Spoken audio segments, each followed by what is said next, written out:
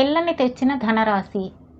సీనయ్య అనే ఆయనకు శంకరయ్య అనే కొడుకు ఉండేవాడు. సీనయ్యకు తన కొడుకు ఎందుకు కొరగాని వాడని నమ్మకం. అందుచేత ఆయన ప్రతిదానికి వాడిని శాసిస్తూ కోప్పడుతూ వాడికి సొంత ఆలోచన అనేది సాధ్యం కాకుండా చేశాడు. తండ్రిదే శాసనంగా పెరిగిన శంకరయ్య శుద్ధ వెర్రి వెంగళప్పగానే తయారయ్యాడు. పెరుగుతున్న కొద్దీ వాడి బుర్ర పూర్తిగా చెడిపోయింది. వాడికి సొంతగా నేర్చుకున్న విద్య ఒకటే తెలుసు. అదేమంటే ఊరి చెరువులో మునిగి ఊపిరి బిగబట్టి చాలాసేపు కూర్చోవడం. తండ్రి అదుపు లేకుండా వాడు ఈ విద్య అద్భుతంగా నేర్చుకున్నాడు. తండ్రి ఏ పని చెప్పినప్పటికీ వాడు దాన్ని ఏదో విధంగా పాడు చేసేవాడు. కొడుకు పెళ్లి చేస్తే వాడికి తెలివితేటలు వస్తాయేమో అన్న ఒక్క ఆశ సీనయ్యను వదలలేదు. సీనయ్యకు భార్య లేదు కనుక కోడలు వచ్చి తనకు ఇంటి పని చూసుకునే బాధ తప్పిస్తుందన్న ఆశ కూడా ఉన్నది. అయితే గ్రామంలో ఎరిగిన వాళ్ళెవరూ శంకరయ్యకు పిల్లనివ్వడానికి ఒప్పుకోలేదు. ఇలా ఉండగా పొరుగురిలో ఒక సంబంధం ఉన్నట్లు తెలిసింది.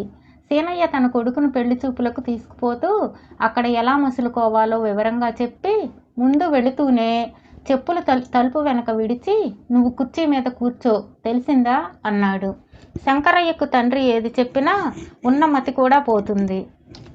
అయినా వాడు తెలిసిందన్నట్లు తల ఆడించి తండ్రి చెప్పిన మాటలు మళ్ళీ మళ్ళీ అనుకుంటూ బండిలో ఎక్కి కూర్చున్నాడు.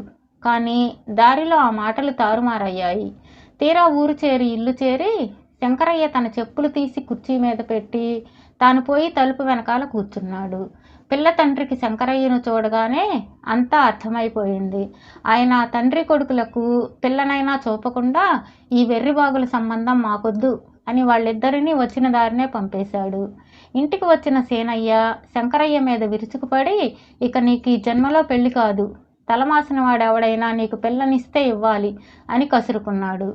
తనకు పిల్లనిచ్చే తలమాసిన వాడిని వెతకటానికి శంకరయ్య నిశ్చయించాడు. ఆ రాత్రికి రాత్రే వాడు ఇంటి నుంచి బయలుదేరాడు. వాడు 3 రోజులు ప్రయాణం చేసి 4వ రోజు చీకటి పడే వేళకు ఒక కొండ ప్రాంతానికి చేరాడు. అక్కడ ఒక గుహలో నుంచి విచిత్రమైన ధ్వని వాడికి వినిపించింది. ఆ గుహలో ఒక రాక్షసుడు నిద్రపోతున్నాడు. వాడు పెడుతున్న గురకే శంకరయ్యకు వినిపించింది. శంకరయ్య లోపలికి వెళ్ళి రాక్షసుణ్ణి చూసి వాడి జుట్టు మట్టి కొట్టుకుని మాసినట్లు ఉండడం గమనించాడు. నాకు పిల్లనిచ్చే తలమాసిన వాడు నేను వస్తున్నానని తెలిసి భయపడి ఇక్కడ దాక్కున్నాడన్నమాట అనుకుని శంకరయ్య ఆ రాక్షసుణ్ణి జుట్టు పట్టుకొని ఊపాడు. రాక్షసుడు పెద్దగా ఆవిలిస్తూ లేచి ఎవడరా నన్ను లేపింది అని కోపంగా గర్జించాడు. పిల్లనివ్వకుండా ఏటిపోతావురా తలమాసిన వెధవ, వెంటనే కట్నంతో సహా నాకు పిల్లనిచ్చి పెళ్లి చెయ్యి అంటూ శంకరయ్య రాక్షసుడి చెవి మెలిపెట్టసాగాడు. రాక్షసుడికి పట్టరాని కోపం వచ్చింది.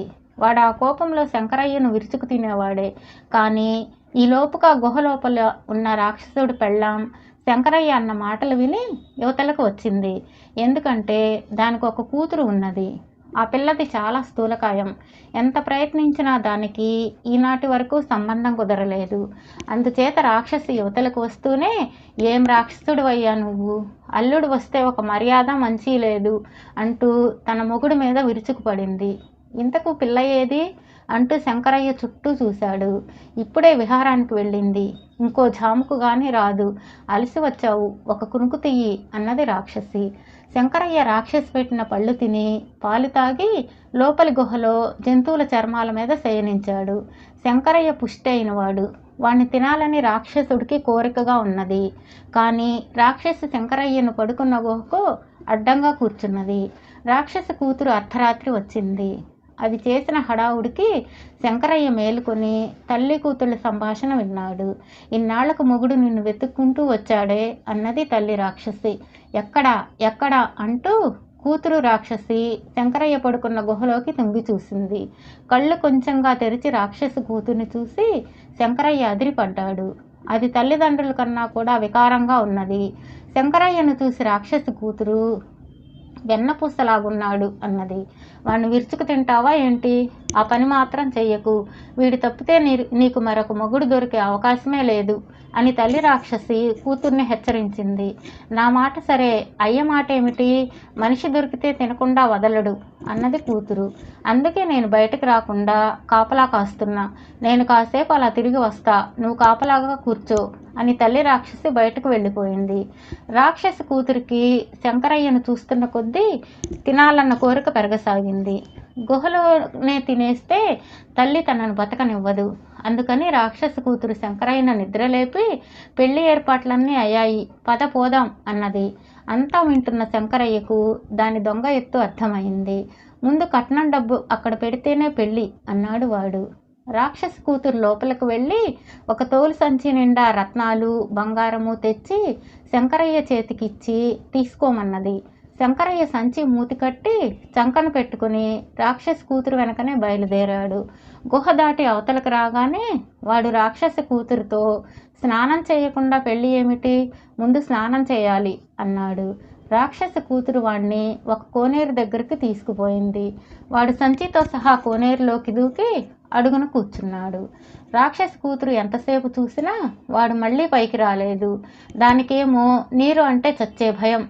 వాడు మర్నాడు చచ్చి పైకి తేలుతాడని, అప్పుడు తాను వచ్చి వాడిని పీకు తినవచ్చని అనుకుని తమ గుహకు తిరిగి వెళ్ళింది. తర్వాత శంకరయ్య తల నీటి పైకి పెట్టి రాక్షసి కూతురు వెళ్ళిపోయిందని తెలుసుకుని సంచితో సహా ఇంటికి తిరిగి వచ్చాడు. డబ్బుతో తిరిగి వచ్చిన శంకరయ్యకు మంచి సంబంధం దొరికింది. తన అదుపు లేకపోతే తన కొడుకు వెర్రి వెంగళప్ప కాడని సీనయ్యకు అప్పటికే అర్థమైంది. ఆ తర్వాత శంకరయ్య తాను యోగ్యుడేనని రుజువు చేసుకోవడానికి ఎంతో కాలం పట్టలేదు.